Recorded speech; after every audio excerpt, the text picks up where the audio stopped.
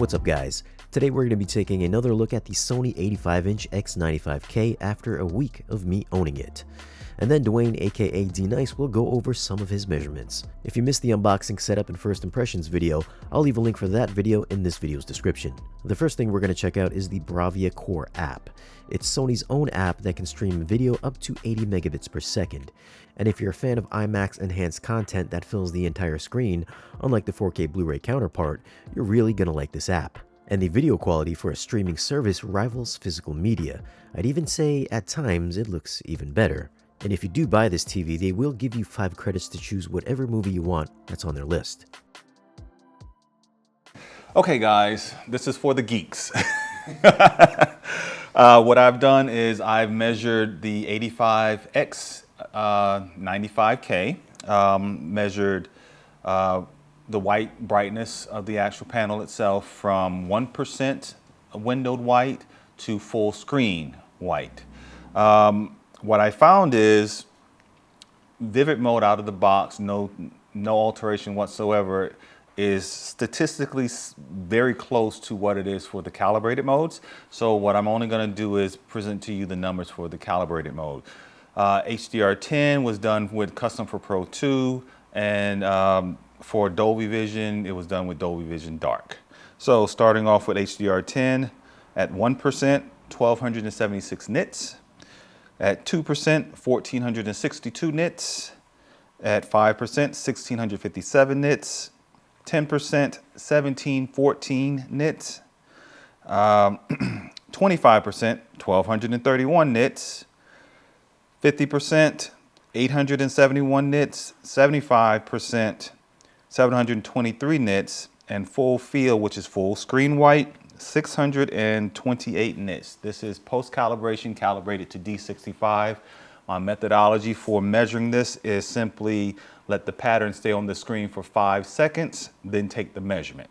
That's pretty consistent with how a specular highlight would happen in real content. So that is a more real world type of measurement specifically for white. Of course, when you're dealing with other colors in play, those numbers are going to be somewhat skewed. Moving on to Dolby Vision, 1% measured at 1406 nits, 2% 1530 nits, 5% 1729 nits, 10% 1791 nits, 25%, 1254 nits, 50% 865 nits, 75% 721 nits, and finally full field was at 655. Now the interesting thing here is Dolby Vision measured brighter than HDR10. That's going to be because with Dolby Vision on the Sony's, the Sony tone mapping engine is turned off, or it should be turned off, and that's exactly how I measured it. Whereas in HDR10, I use gradation preferred as the actual tone mapping scheme. Another interesting thing about this is looking at all of these numbers is basically showing with any HDR10 content mastered at around 1000 nits, there's very little tone mapping going on because the meat and potatoes of all content mastered at 1000 nits is going to fall in the 50% stimuli and below range, regardless of scene. So these are fantastic results for an LED, LCD, or any display for that matter. And measurement-wise, I'm highly impressed. Now coming from a Sony 900F, this one blows it away for brightness, so if you're using it with the lights on or during the daytime, it's got no problems with getting washed out. You can also see how it handles the reflections from my overhead lights. Next, let's take a look at how horrible the blooming is. I'm just kidding, it's actually pretty good. It might be kind of hard to tell in this video, but there is a very faint glow. I'm sure not too many people are going to be watching a round ball or square move around a black screen for hours, but there is a very small amount of blooming if you're trying to see it. If you move about 45 to 50 degrees off angle, it's easier to see, but again, I don't think too many people are sitting this far off to the side while watching.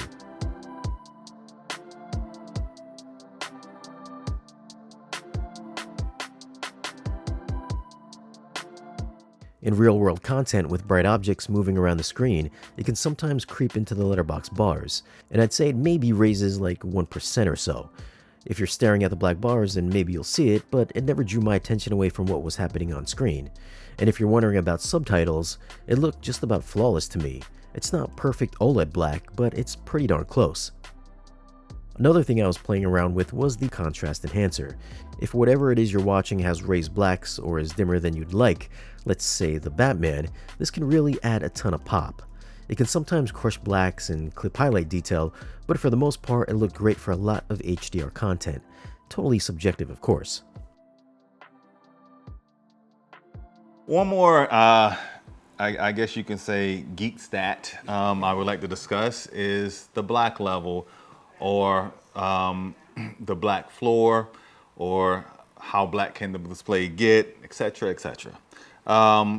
Now, with this display, it's kind of interesting because the black level floats depending on the APL of the screen. APL means basically how much brightness it is on the screen at any given point in time. So you can have a full screen black and the display will measure at the lowest level of like 0.00001 nits, which is basically zero black, or measuring an APL probably over 25% or so, you'll have a black level reading of 0.0032.